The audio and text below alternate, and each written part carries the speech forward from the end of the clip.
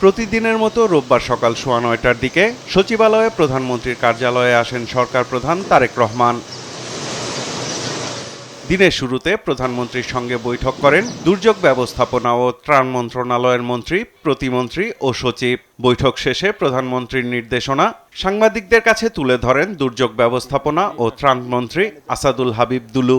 সাম্প্রতিক সময় গত মাসে যে আর্থকোয়েকের দেখা দিচ্ছিল বিভিন্ন জায়গায়, সে কারণে উনি বিশেষ করে ওই সময় লোকজনকে অ্যাসেম্বল করার জন্য ঢাকা শহরে বিভিন্ন খেলার মাঠ, স্কুলকে চিহ্নিত করতে বলা হয়েছে আমাদেরকে, এবং আরও কিছু নির্দেশনা দিয়েছে কিছু ইকুইপমেন্ট দ্রুত গতিতে যাতে আমরা প্রকিউরমেন্ট করতে পারি।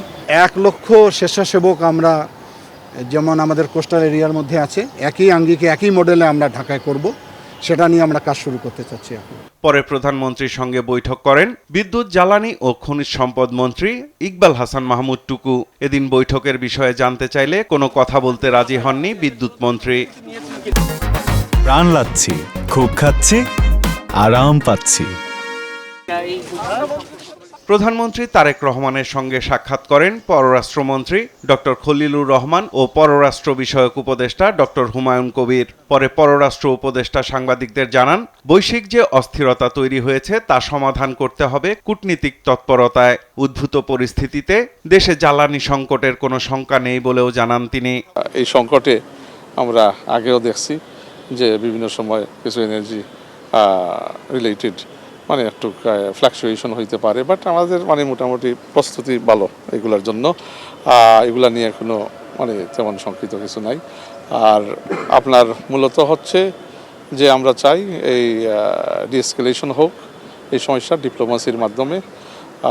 আমরা আহ্বান জানাচ্ছি ইন্টারন্যাশনাল কমিউনিটির মধ্যে, আমরা একটা অংশীদার হিসাবে বাংলাদেশ একটা গুরুত্বপূর্ণ দেশ। এখন মধ্যপ্রাচ্যে থাকা প্রবাসী বাংলাদেশিদের নিরাপত্তা নিশ্চিতে প্রধানমন্ত্রীর নির্দেশনায় প্রয়োজনীয় ব্যবস্থা নেয়ার কথাও জানান পররাষ্ট্র উপদেষ্টা। মেইনলি হচ্ছে আমাদের সিটিজেনদের সিকিউরিটি প্রাধান্য দেওয়া এবং তাদেরকে সহায়তা করা, যাতে তারা কোনো ডিস্ট্রেস ফেস না করে।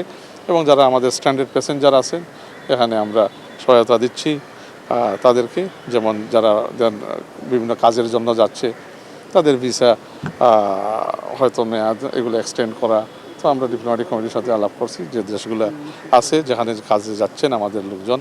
সো ইনশাল্লাহ। সাইফুল রিপন, দেশ টিভি, ঢাকা।